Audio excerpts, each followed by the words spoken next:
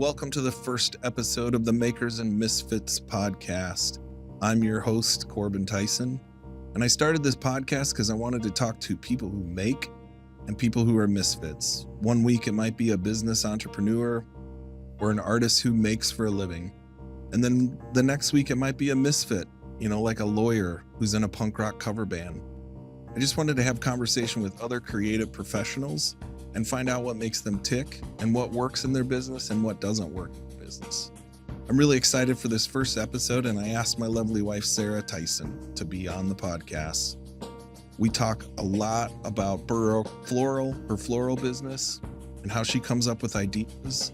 And then we dove into what it's like raising 3 kids who are creative and artists themselves. So I hope you like it. And do me a favor, like, comment, subscribe, and share with your friends. How on earth did they make this? The people who are successful at it, they're willing to just live in that uncertainty for a long, intolerable amount of time that feels like it's destroying your life. Repeat after me. It is by will alone I set my mind in motion. The Makers and Misfits podcast. Are you already recording? I'm rolling. Oh, okay. Yeah. Thank you for joining me on the first ever Makers and Misfits podcast. Thought you'd be the perfect guest for our first episode. And I want to start off. Thank you. It's my pleasure. With a quote and get your thoughts on it. It's from Elizabeth Gilbert. She says, "A creative life is an amplified life. It's a bigger life, a happier life, an expanded life, and a hell of a lot more interesting life." How do you see that playing out in your creative endeavors and us raising a family and being from a creative family? I mean, I would agree that our life feels very big and full. And we wouldn't want it any other way, right? So, yes, Elizabeth, I agree with you. But really, though, I mean, that's how we want it. So do you see that play out specifically in your business? And maybe tell people what your business is. I own Burr Oak Floral. I own my own floral shop, and I run it out of our garage. It's very convenient. And I take work that I want to take. I don't keep myself crazy busy. I did it first, and that was a big mistake. And so I have the luxury of being able to stay as busy as I want to stay. So I think that we're lucky that we have been able to both be in creative professions, and that has allowed us to fan those flames for our kids too. Yeah, Yeah. yeah. I think too, we were talking And about the other day, it allows us to be home a lot too. yeah, which is good, especially with teenagers. And plus they won't be there forever. So it's not like we're prisoners of our house. You know what I mean? It felt that way sometimes when kids were littler, but you know what I mean? It's just for this certain amount of time. And how did you get into the floral business? Well, so I grew up in a family that gardens. We always had a vegetable garden, flower garden. And so that just was part of growing up. You were always growing something, you were always harvesting something, you were always planting your gardens. And so that just was second nature, really. We had a neighbor growing up that had a lot of floral in her yard, and she was kind of like a grandma. She would take care of my brother and I sometimes. And so we learned a lot from her and our grandpa. And so as we got older, that was like a big interest of my brother's. And he had moved to Chicago to work at a floral design place. And he needed some help at some point and was like, oh, Sarah'd probably be good at this. So he just kind of started teaching me some things. And then from there, I just had a knack for it. And that's how it started. So when you worked, I know you worked at several different floral shops. Yeah. I feel like when you did that, you learned a lot about what not to do, maybe in business. Well, I learned what suited me best, you know? Like, working with Chuck was unique because we it was more like freelance projects, or like I got to go to some fun places with him to work on big projects. Where when I worked in town, it was like working in a shop and you've got your like daily, one of the places I worked at was like daily orders every day. So I got to really learn, that side of things. So you do learn what you really like about floral, the floral world, and things that you really don't like. So And what talk to me about those specific events and kind of clients that you really like doing business for. yeah. Um I like projects where I'm in and out fast. So weddings are not really my thing, although I do an amazing job, obviously. But it's a long project. And so I'm better at events. Um I shouldn't say I'm better. I enjoy events more, like in and out quicker. Like I really enjoy funeral work. I love honoring a person that's passed on and expressing that through floral. I do enjoy daily work, like, oh, you're just calling up because you need something for your sister's birthday. Although the way I've set up my business, it's more like I try to kind of, push all my orders to a few days of the week because that saves me time and money to be able to push it all to one spot, since I'm not like a traditional shop that has like these giant coolers and all these things. So, And where are you sourcing all of these flowers from? I think a lot of people well, don't get it. They think you go to Walmart and grab flowers or something. yeah. So in our area, we we don't have very many choices. We have one flower wholesaler, which is Bill Dorn. That's downtown Rockford, and they actually have, I think they own like 30 plus, I could be misquoting this, but they have warehouses like all over the country. And so in our area that serves Chicago and I think down to DeKalb, maybe farther, um, there's just that place. So we have one to choose from. I do know, I think there's a place in Madison as well and more towards Milwaukee, but for our like Illinois area, that's what we have. So, um, so it's important to give, if you want something really, really specific, especially out of season, you have to think ahead because like I can't control how flowers get here. You know what I mean? They literally are flown into the Rockford airport or picked up from another warehouse in Chicago. So it's kind of slim pickings around here. Um, I do love to grow. Like I started growing flowers a couple years ago, though, this. And sometimes the crop is great and sometimes it's not. But it is fun to try new varieties and incorporate that into um, my arrangements, like spring, summer, fall. And I get a lot of young up and coming professionals that do what I do. And Right. often the question of pricing comes up. Like, Yeah. how do you price it? And my bigger question of that is like, how do you price creativity and how do you systemize that creativity when it comes to floral? Because Yeah. you're the designer and then you're putting it together. Mm-hmm.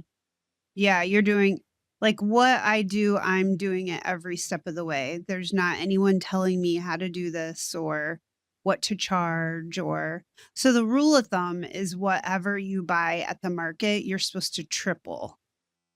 You're supposed to triple their wholesale price, which is nuts. And that's where it comes in where, if someone's wanting something very specific, they don't always understand that like a white peony is insanely expensive if you were doing the markup properly. Um, and you're also supposed to be marking up your containers, whatever you're using. And then a lot of people on top of that will charge like a design fee. So it's very hard. It's very hard to get the price you need out of a floral arrangement when other people in your town or community are not pricing things properly because then there's like a big discrepancy there and people don't understand that. Mhm. So a lot of times it just depends on what you're using and also your ability. I mean, I'm good at what I do and it shows because it's unique and different looking. And that's why it looks different than something you get at the grocery store or from other places. Mhm. How do you, we talk about this a lot. How do you handle when people are trying to copy you and they fall short? Well, I mean, do you get mad about it or do you just, well, isn't this the way it is with any creative work though? Like I work really hard to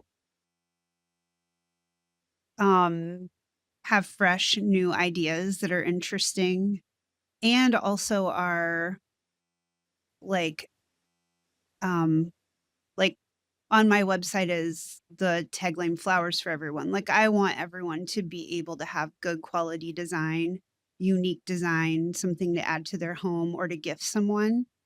But sometimes that does come with a price. So that is hard when someone emulates what you're doing, but maybe doesn't charge what you're charging. Um, or just not even relation to that, but like if you feel like you've come up with a really good idea and then you see someone emulating it, that can feel frustrating. But yeah. I know we're supposed to be like, oh, yeah, that's like the greatest form of flattery, but sometimes it's very annoying Oh, it pisses me off. because you work really hard to offer something different Yeah. to your craft. Well, and you work, right?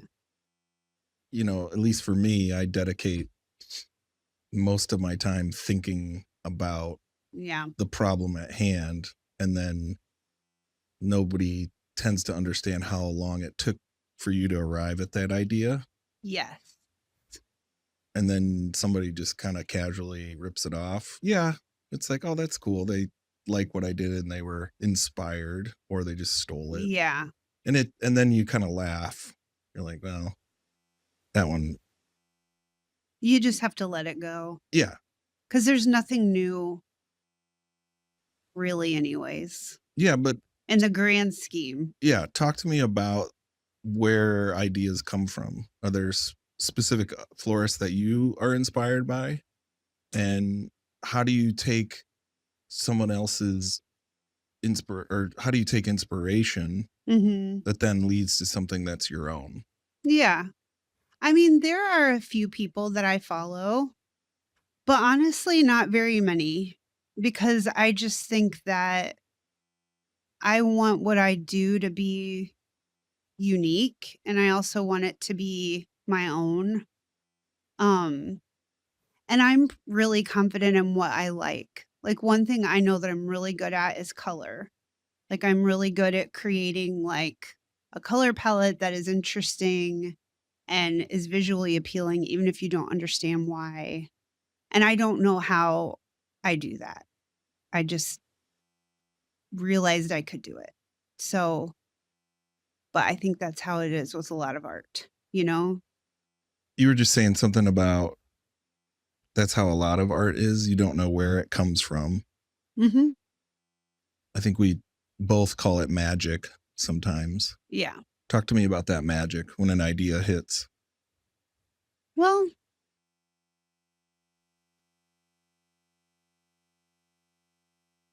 I don't know. That's a hard one to put into words. I mean, sometimes you just have a great idea, or you think, oh, wow, that color combo would be very interesting, or, oh, that floral together would be really great. And then, like, sometimes I write a note so I don't forget. You know what I mean? I don't know. I think sometimes it's when I'm like walking through the flower market or looking through one of my big seed books, and I think, oh, I should try to plant that, or, oh, that would look really, like, texture's really important. But I don't know. I think anyone watching this who has creative ideas understands that sometimes you just don't know. Yeah, I think it's always the challenge of then when you turn your creativity into a business, Yeah. how do you systemize it? How do you articulate it? How do you replicate yourself? And it's like, Mhm. I don't know, that's Mhm. something that is literally magic. And all of the weird idiosyncrasies that I have play into that magic of being able to come up with ideas and execute ideas. Yeah. And I think that's good. It's great to recognize it as that, you Yeah. know? But also that is hard to put a price on that. For instance, like, you're just never gonna get a full return. What do you mean by that? Like, I don't think you'll ever be able to really, well, it probably depends on what business you're doing, you know what I mean? But, like, I know, like, what $75 will get you in floral, you know what I'm saying? And then that depends on how much time, effort I wanna put into that, which equals how much money I'm gonna make? So, sometimes I do just kind of stick to a formula, a certain formula with certain sizing for flowers, and then it depends on when I'm at the market, what they have, that makes sense, that will fit into that budget, that feels inspiring. There's, like, a lot of moving pieces with that. Yeah. So, and then it depends on, like, how fast can I create that? The least amount of time, the more money, quote, I would make? Yeah. So, but also some days you don't wanna work like that. Like, some days I don't wanna be rushed, or I just wanna create something really beautiful and interesting for someone just 'cause I want to. And so then maybe I don't make as much money that day, like, hypothetically on something, but it doesn't matter because I really enjoyed creating it. Yeah. And I think that's important in any sort of creative work Yeah. is that you do it because you love it. And Yeah. then over time, you'll figure out the pricing because Yeah. you'll do, like I Mhm. used to do those furniture commercials. And Yeah. at first I was like, wow, $500 a month. Right. And then Right. after doing it for 2 years, I was like, I am fucking losing money here. Yeah. This is not worth it. So then the next time I priced things higher, Yeah. I lost the customer because of that. But then I knew, so a Yeah. lot of that pricing your creativity comes down to like just putting in the effort and the time and figuring out. Yeah.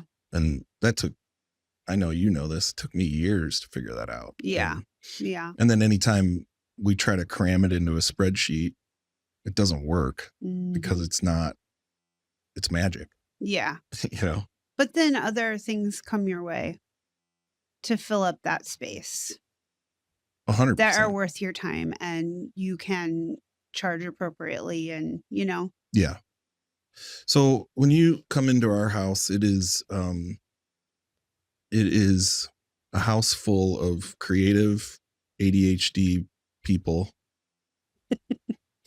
to say the least. Yes. Talk to me about living with creatives and the challenges that come with that. Right. Hmm. Well, So I was recently diagnosed with ADHD, but I think I didn't acknowledge it for a long time because I lived in a house of creatives.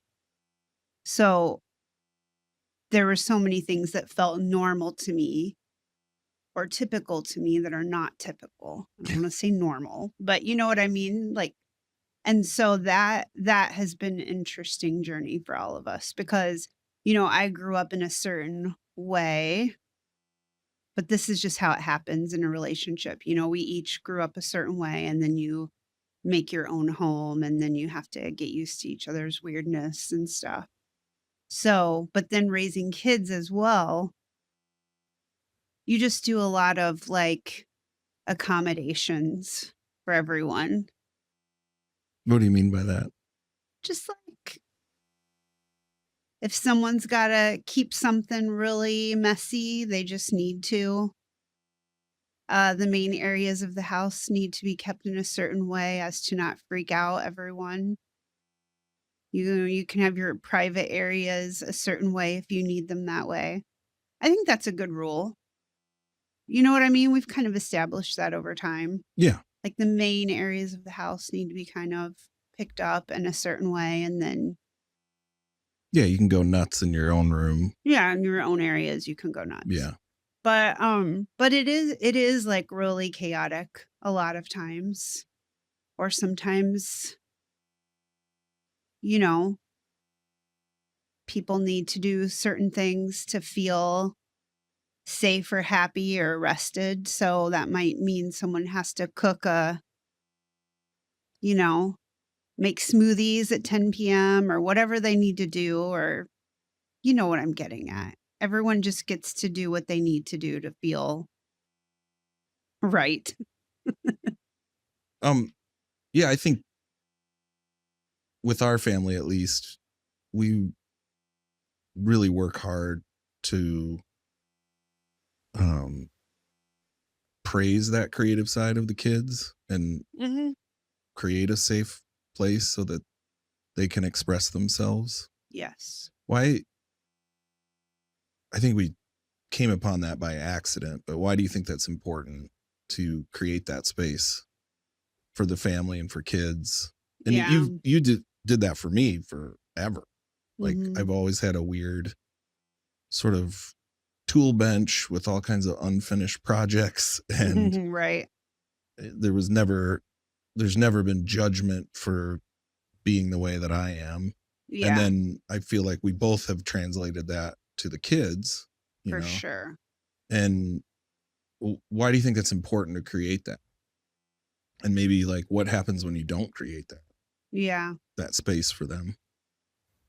Well, I didn't fully understand about myself probably until we started having kids and recognize like, oh, we all have some real sensory needs in this house, And growing up, I needed that, but that just like, in the late 70s and early 80s, like you didn't know that's what it was, or it wasn't like we didn't have this language then. But, there were times that like I would just have to go read magazines in the bathtub because I needed to be in hot water. And, they're just, I had to lay in my bed and draw and different things. And so when kids were little, it was clear to me like instantly that like, oh, sometimes there's just certain things that you have to do to feel rested or well or whatever it is. So I just think that came supernaturally to me and to you too, so everyone can always be playing their instruments or painting or whatever it is they need to be doing. There's no rules with that. You know what I mean? Like you get to do that stuff as long as you're not annoying someone else, Yeah, I think it was important for me. It wasn't super intentional, but it was like growing up, I was kicked out of art Yeah. at school, and I was kicked out of photography Mhm. because I was a troublemaker. And Mhm. when we began to recognize that we just naturally had a house that was, you and I were making things, and then the kids were making Yeah. things, and it was, the kids, if they were sitting here, probably would think it's just normal that, Yeah. that they saw it modeled in front of them. And Yeah. what's interesting about that is, like, when the kids got older and we got into the schools, Mm-hmm. it became pretty apparent that we had to be advocates for our kids, because Yeah. we learned that the school system is great, but it often is set up for you to be a doctor or a lawyer, and Yeah. it's not super great for kids that are ADHD, artists. Yeah. Talk to me about when we had to sort of come to the plate for Audrey, when they Oh, were yeah. in school threatening to take her out of art because Mhm. she was behind in math. Yeah. I mean, so the boys were always more like typical learners, right? Like things come naturally to them. They kind of fit in that system more. They have really good like recollection with reading, and I don't know, their brains are more like school brains. And but also they're highly creative. So they're like interesting combo. But with Audrey, she's really strong in certain things. And some of them are like in what school's going to like some of them school can't measure those things. So that became pretty apparent pretty quickly that, like, for instance, like her brain was going to work well within the school system as long as she could be in art. But if you need any kind of extra special help, they take that time slot away from you, and you have to be put in like a intervention kind of class. But we just were like, no, she has to be in art. And it worked out fine. And I'm really glad that we didn't just do whatever they told us to do, that we went with our gut, and because that was really important for her development, because as time has gone on and now that she's in high school, like it's obviously that she can do the work, and she's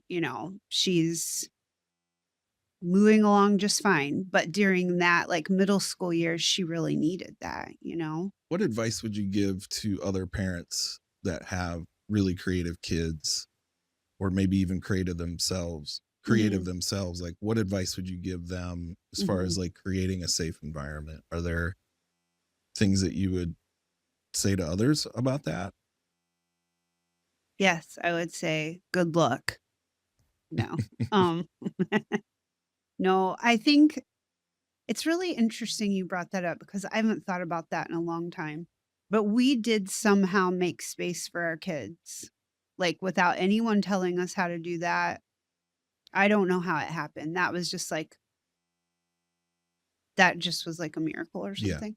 But like we always let them like build weird things or play with Play-Doh and slime, and we've ruined like so much carpet. Yeah, I was gonna say, you need to I really not mean, care about your carpet or your walls. yeah, like we've just like I What mean, what do we for a that while Owen was like growing we just spent what, grass. $900 getting walls repaired from when Audrey moved her room and Yeah. Owen moved his room, and Yeah. it was No, it was Audrey. it's an expensive choice, Yeah. to But let them like do that. Owen used to like grow grass under his bed, and we just didn't realize. Like, I don't know. They're just in like a box, but you know what I mean? I think it's like you have to be flexible, and you have to just not be uptight about certain things. There's obviously like certain rules you got to follow. You need to keep things a certain way. You have to treat each other respectfully.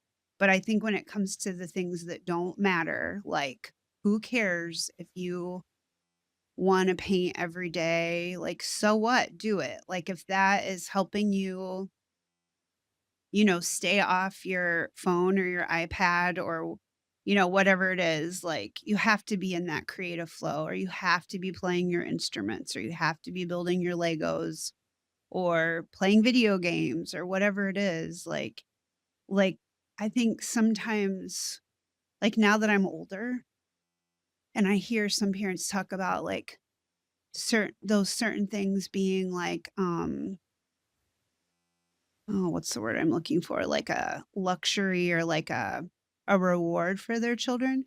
I think for some children it's not. I think for some children like it's a necessity. Like they have to be able to listen to music. They have to be able to,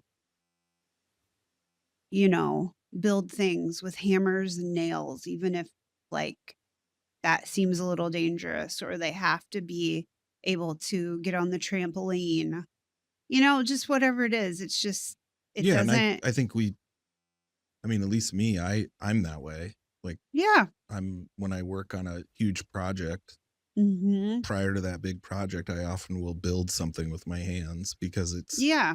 my form of getting that energy out, or it's my Yeah. form of meditation, if you will, to go build something to get the gears going. Mhm. And it is a necessity. And for years, Mhm. you know, I Yeah. felt horrible about that because I wasn't being productive, or Yeah.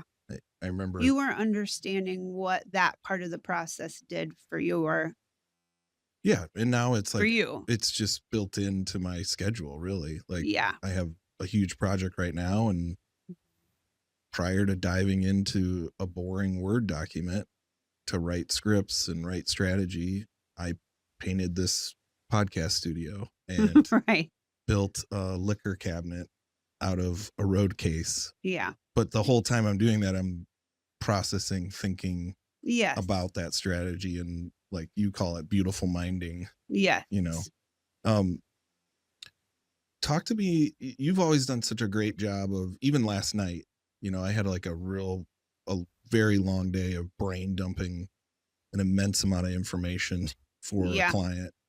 And I came home and you could just tell, it might not Mhm. have been last night or the night before, whatever. Yeah. You were just like, you're you're not here, and I just was like, yeah, Yeah. I'm spent. Mhm. First of all, I appreciate that. You're welcome. But I would imagine that sometimes that's frustrating, but at the same time, we've worked really hard to figure out how to have that communication. Yes.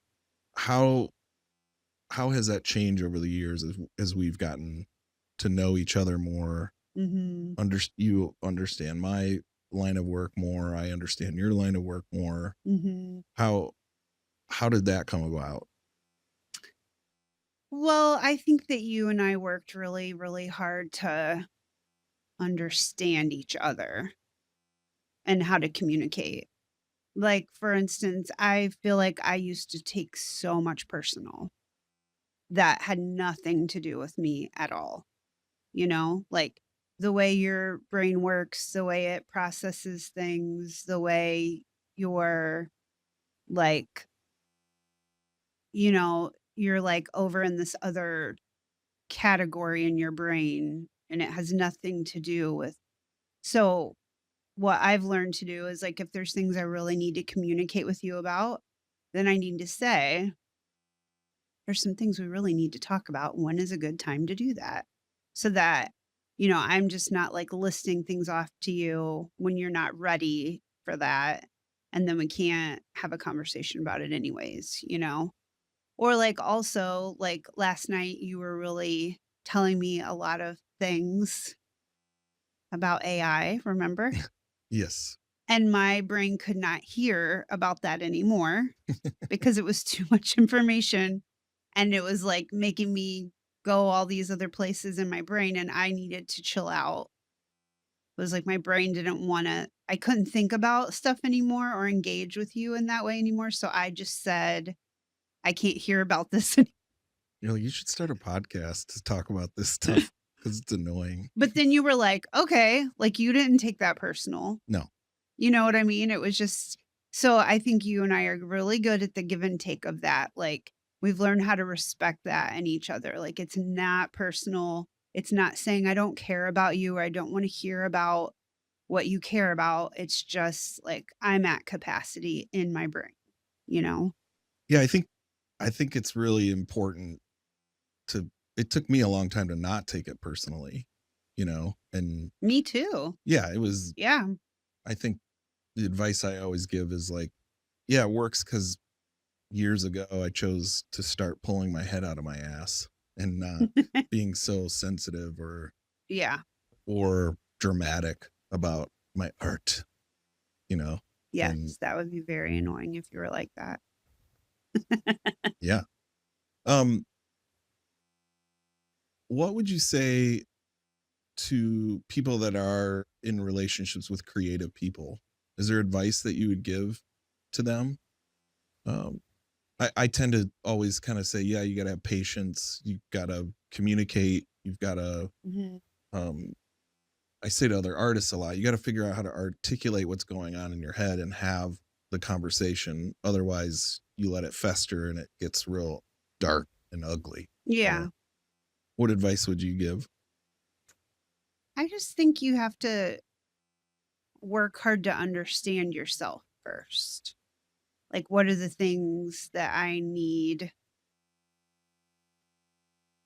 just in general? You know what I mean? Like, what are the things that make me feel rejuvenated or rested or heard or safe or all those different things? So you have to understand that about yourself first before you can really ask anything of anyone else. You know what I mean? Yeah, I think too, we always talk about is like, don't keep score. That's been Yeah. huge for us of like, Yeah. let's not walk around with Yeah. a scorecard, Yes. Yeah.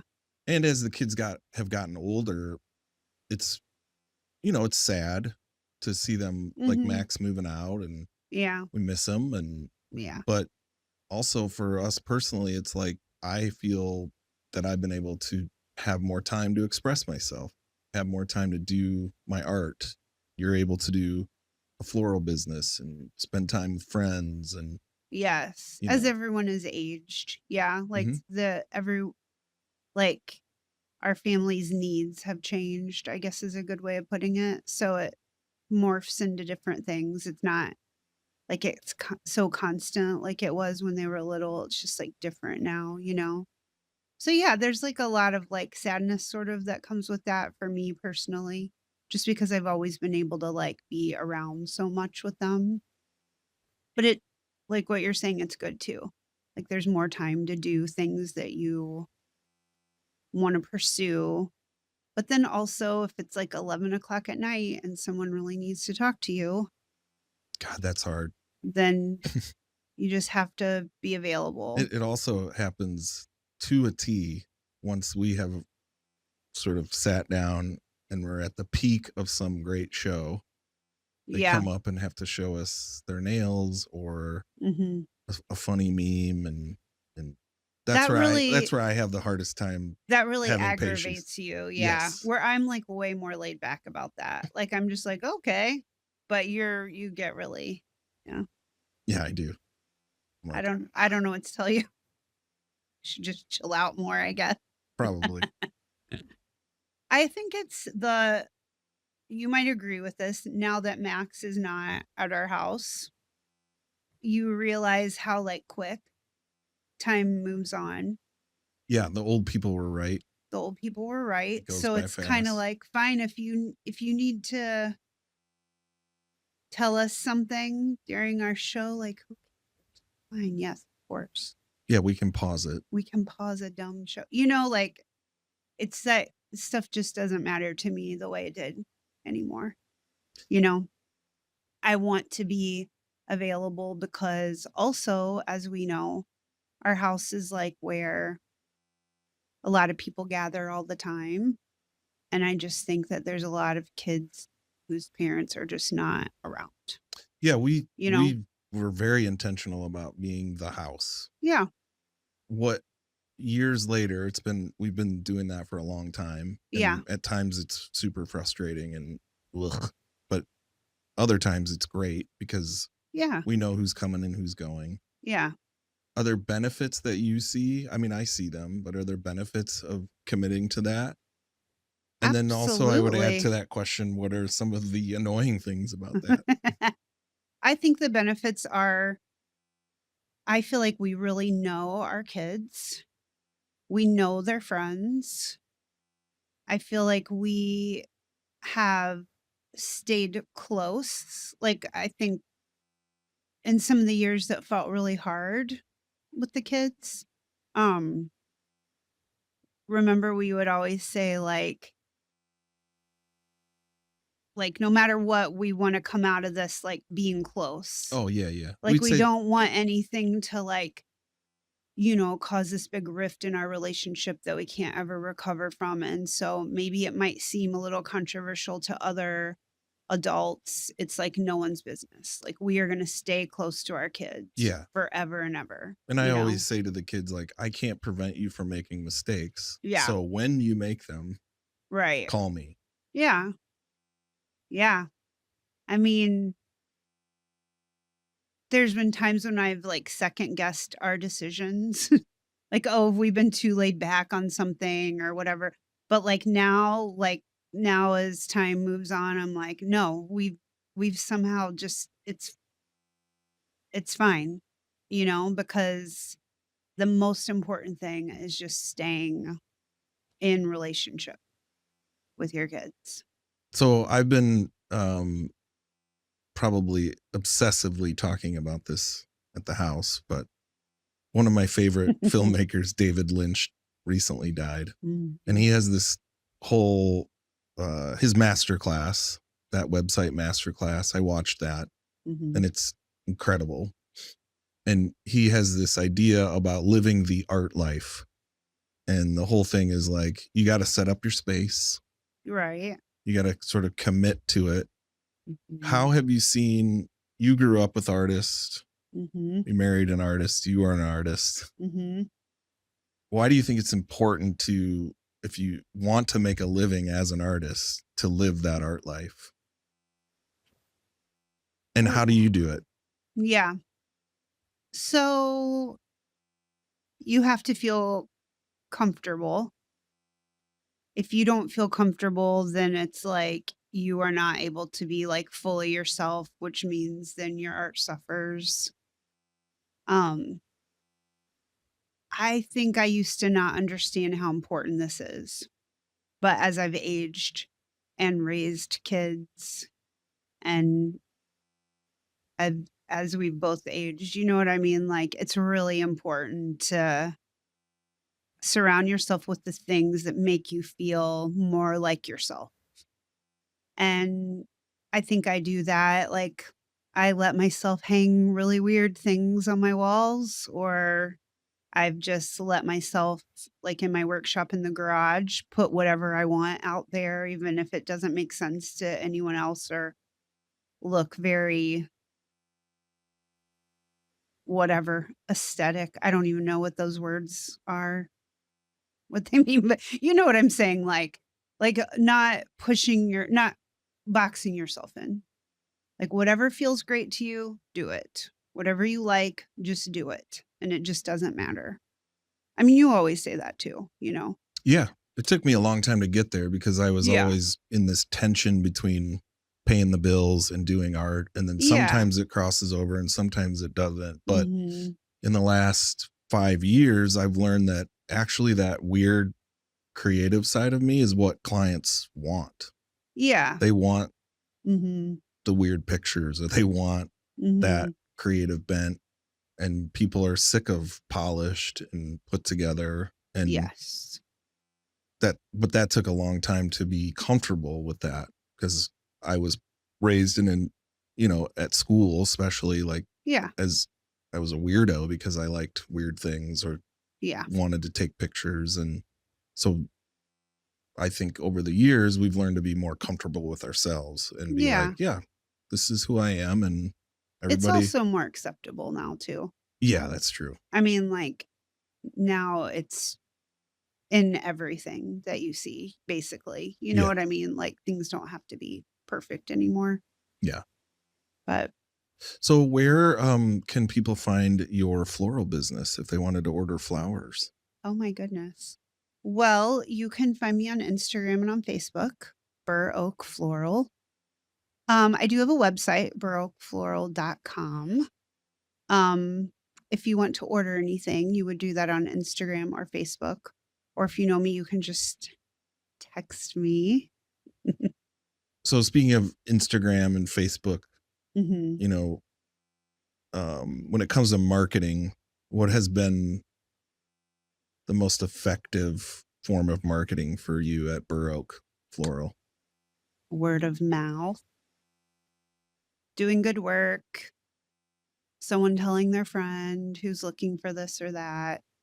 I think it's important to have an online presence and show what you can do or show what you're doing or um, just communicating that way. But it really just comes down to, especially in our community, maybe it's different other places, but here it is really just like so and so talk to so and so and needs this or that, or especially for like homecoming, prom, things like that, Yeah. like that's a lot of it too.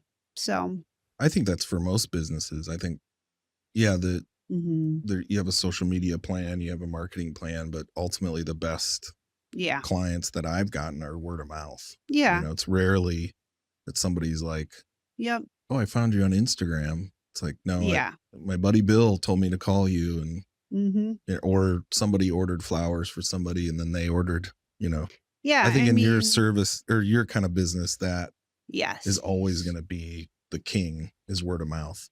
for sure. I mean, there's people that just have my phone number and just text me and have never I know they're not on Instagram or Facebook. They don't even see that stuff, you know what I mean? But I think also you have to really know how to communicate with people and not leave them hanging for a long time. Like responding promptly is really important to people too in this certain industry. Like even if it's not anything you can do for them, just being super prompt in response. Well, thank you for being my inaugural guest on the Makers and Misfits podcast. You're welcome. I'm sure I'll have you back whenever I you would want. love that. I would love it. Thank you. All right. That's it. The Makers and Misfits podcast.